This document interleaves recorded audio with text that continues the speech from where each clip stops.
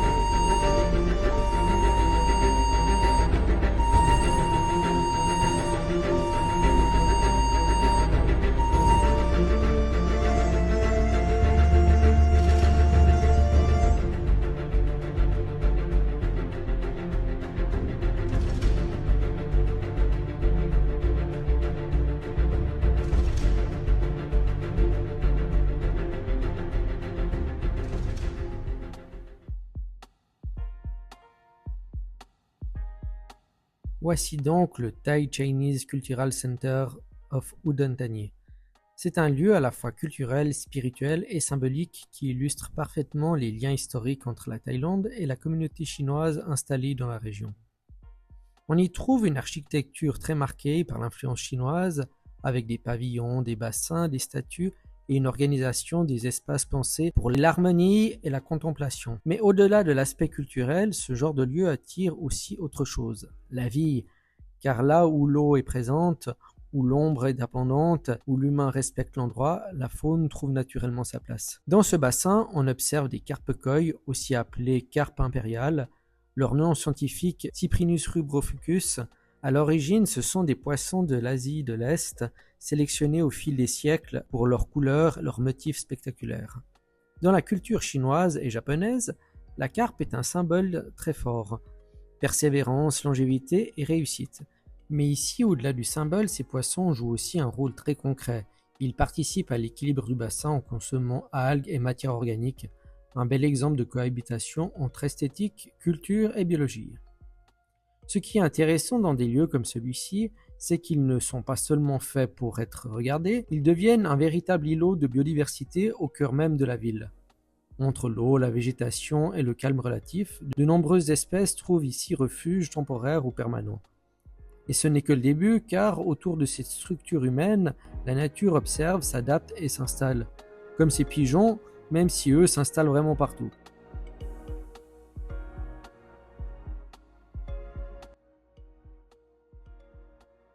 On peut y découvrir une magnifique zone où ils ont mis des brumisateurs pour créer cette ambiance avec une fine couche de brume au-dessus de l'eau. Mais ce qui m'attire, c'est le passage artificiel entre les rochers qui a un rendu super naturel. D'ailleurs, à l'arrière, il y a un autre bassin avec d'autres carpes koi et de très belles cascades.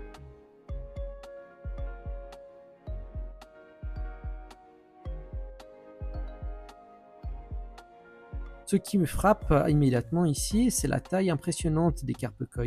Certaines dépassent largement les 60 cm, ce qui indique que les individus sont âgés, bien nourris et évoluent dans de bonnes conditions. Contrairement à l'image qu'on a parfois des poissons d'ornement, les carpes koi peuvent vivre plusieurs dizaines d'années à condition d'avoir de l'espace, une eau stable et peu de stress. Leur comportement est aussi intéressant, elles sont calmes, peu farouches et sont parfaitement habituées à la présence humaine. Ici, on ne regarde pas juste des poissons décoratifs, mais de véritables animaux installés durablement dans le paysage. J'aime beaucoup comme la cascade a été réalisée le long du bassin, l'ambiance est très tropicale, très asiatique.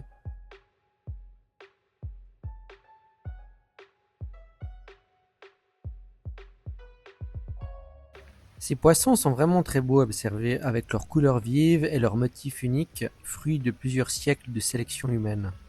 À l'origine, les carpe-koi n'étaient pas élevés pour leur esthétique, mais comme poissons alimentaires au Japon. Ce n'est qu'au XIXe siècle que certaines mutations de couleurs ont attiré l'attention, donnant naissance à un véritable art vivant, où chaque individu est unique, un peu comme une empreinte. On comprend alors pourquoi certaines personnes se passionnent totalement pour les carpe-koi, allant jusqu'à voyager à l'autre bout du monde pour acquérir un spécimen particulier. Elles sont aussi étonnantes, actives et intelligentes, capables de reconnaître les humains, d'associer leur présence à la nourriture et même de venir spontanément à la surface. Ici, leur mouvement constant apporte une vraie dynamique au bassin, transformant l'eau en un espace vivant, apaisant et presque hypnotique. Tiens, ici on observe plusieurs poissons bleus, leur couleur est vraiment frappante, mais je ne suis pas totalement certain de l'espèce. D'après les identifications possibles, il pourrait s'agir de Chindongo d'Emasoni, un cyclidé originaire du lac Malawi en Afrique. Une espèce très appréciée en aquariophilie, connue pour ses couleurs contrastées et son comportement territorial. Mais le sujet du jour reste avant tout les carpe-koi. Ce qui est intéressant à observer chez cette espèce, c'est leur alimentation et leur vie en communauté. Ce sont des poissons omnivores qui se nourrissent aussi bien de végétaux, d'algues, de petits invertébrés présents dans l'eau. Dans un bassin comme celui-ci, elles participent naturellement au nettoyage en fouillant les fonds et à la recherche de nourriture. Cette façon de s'alimenter explique aussi pourquoi elles passent autant de temps à explorer le bassin tête vers le sol. Contrairement à ce qu'on pourrait croire, les carpe-koi sont très sociables. Elles vivent en groupe, se déplacent souvent ensemble et tolèrent bien la présence d'autres individus. Il existe même une forme de hiérarchie discrète, les individus les plus grands ayant généralement un accès prioritaire à la nourriture. Cette vie collective stable et peu conflictuelle est l'une des raisons pour lesquelles les carpe-koi s'adaptent si bien au bassin public comme celui-ci. Malheureusement, une partie du temple est actuellement en rénovation ou du moins en phase d'entretien. Mais loin d'être un point négatif, c'est au contraire la preuve que le lieu est vivant, entretenu et respecté. Et si j'aime observer les animaux, j'ai aussi un profond attachement pour la culture asiatique, son symbolisme, ses couleurs et son rapport à la nature. Ici, on découvre un superbe dragon chinois doré au cœur de ce lieu de prière, un symbole fort de protection, de sagesse et de prospérité, entouré de motifs extrêmement colorés, presque hypnotiques, qui captivent immédiatement le regard. À l'extérieur, on remarque que les équipes d'entretien ont même prévu un bassin provisoire, une sorte de petite piscine temporaire, sans doute destinée à accueillir les poissons pendant la phase de maintenance. Un détail discret, mais qui montre une vraie attention portée aux vivants. Mais maintenant, sortons de l'enceinte du temple pour nous rapprocher du lac, car c'est là-bas que nous aurons probablement davantage de chances d'observer des espèces plus sauvages dans un environnement encore plus ouvert. Un lieu vraiment sympa et apaisant que je vous recommande de visiter si vous venez à Udon-thani. C'est un lieu sympa, c'est pas très loin du centre-ville en plus. Vous pouvez vous garer facilement, comme partout en Thaïlande. Là, je vous filme quelques fleurs également, avant de passer au plan suivant.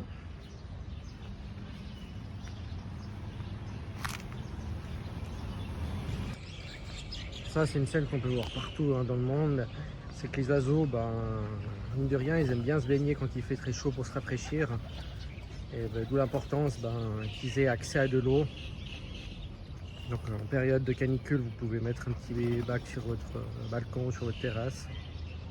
Mais nous, ce qui nous intéresse dans cette vidéo, c'est le temple asiatique et des animaux un peu plus exotiques que des pigeons d'Isère, qu'on peut voir partout dans le monde. Alors c'est une espèce très intéressante bien sûr, mais je me doute que comme moi, vous aimeriez voir des espèces un peu plus différentes. Donc un joli petit bassin et des nénuphars. Ah, un poisson là-bas. Je sais pas si on voit bien la vidéo.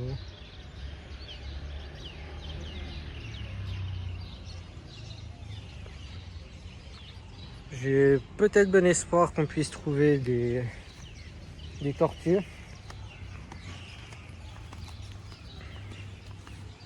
Étant donné que généralement elles aiment bien être dans des eaux troubles. où il y a la végétation assez dense.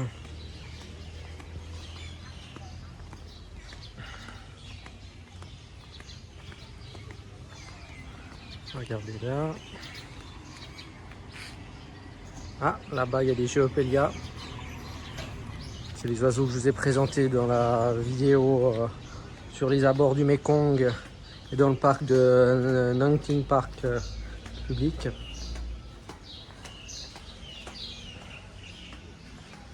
Ah, malheureusement, c'est en travaux. C'est pas grave. On va essayer de voir les Geopelia. Voilà.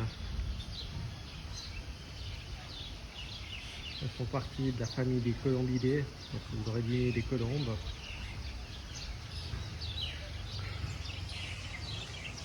Là, il y a un clong. Le clong, c'est un peu là où se déversent les lacs pour passer à travers la ville.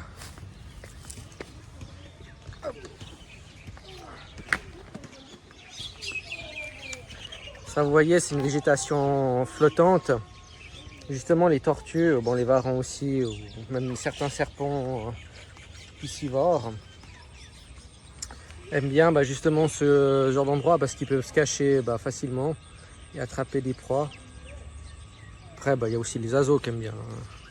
Certains poissons qui aiment pouvoir se sécuriser comme les alevins. Donc les alevins, c'est les bébés poissons.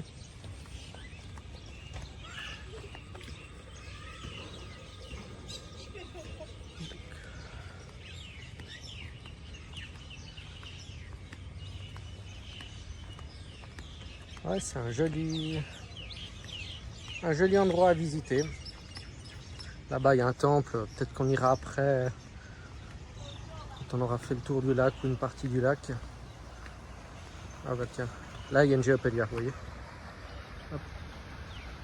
Ça va, elles sont pas trop craintives encore. J'arrive généralement assez à m'approcher facilement d'elles.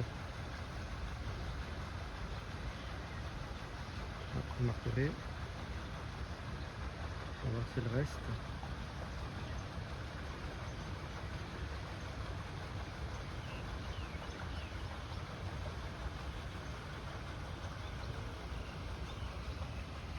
Voilà, essayez de pas trop la déranger.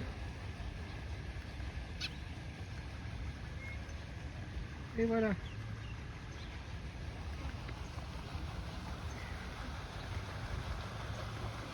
Marrant ce petit.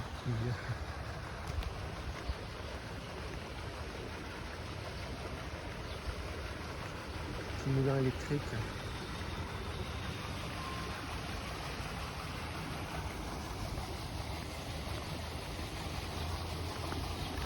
Alors, faut savoir qu'en période de crue, l'eau peut monter facilement jusqu'à cette hauteur, même plus haut. Parce que Nang Khai, comme beaucoup de provinces en Thaïlande, sont une province où il y a facilement des inondations peu dans la saison des pluies.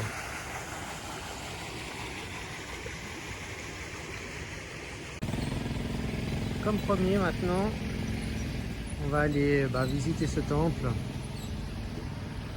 Comme j'ai déjà eu l'occasion de vous le dire dans mon dernier épisode, ces gardiens sont des Vajrapala, des divinités gardiennes des temples et monastères bouddhistes. Avec toujours le garde et le naga. Et des magnifiques arbres.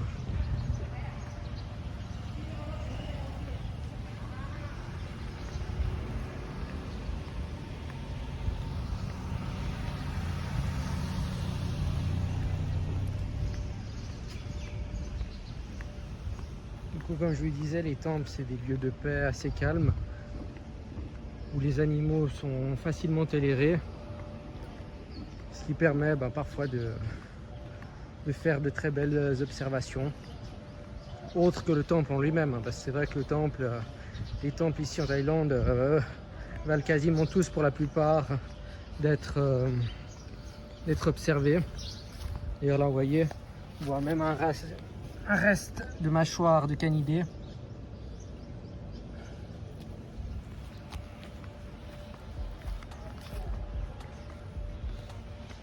Là aussi, je vous mettrai le nom de la plante, qui sont très bons d'ailleurs. Donc quand vous rentrez dans un temple, c'est important de toujours enlever les chaussures. Bon, celui-ci est fermé, donc s'ils sont fermés, essayez pas de rentrer à l'intérieur.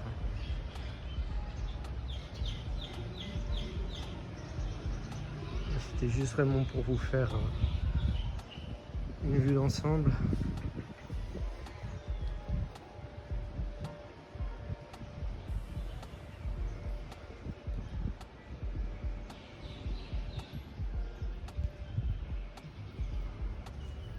D'ailleurs, on va voir si là, on arrive à observer quelque chose.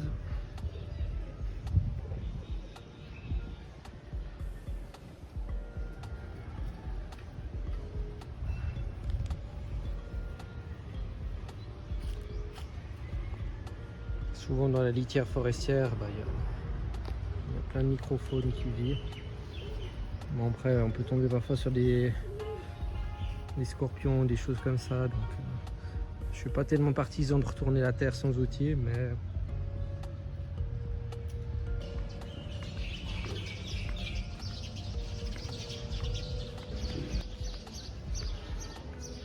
là, on voit tous les animaux du zodiaque.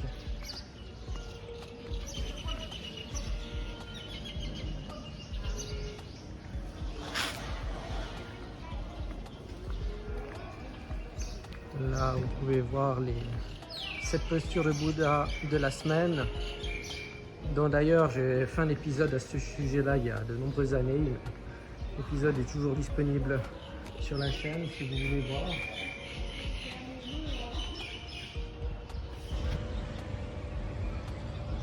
Et ça, si jamais je voulais vous dire, c'est un crématorium. Parce que quand les défunts meurent, souvent la cérémonie, au lieu que ça soit dans une église, vu qu'en Thaïlande ça a lieu dans les temples. Et du coup aujourd'hui, avant il y avait de la fumée, donc il y avait une cérémonie aujourd'hui.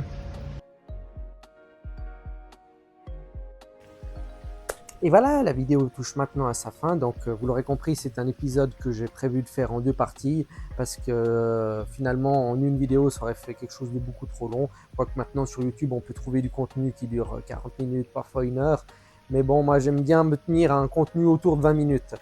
Et donc j'ai dû tourner en arrière-plan. D'ailleurs je devrais faire l'introduction pareil, puis vous verrez dans la deuxième partie la séquence de fin, et d'ailleurs dans la deuxième partie, là, vous allez découvrir beaucoup plus d'espèces, ça sera un peu plus intéressant. Là, j'avais vraiment envie de vous présenter ce temple chinois avec les carpeceuils, plus d'autres espèces que j'avais pu trouver.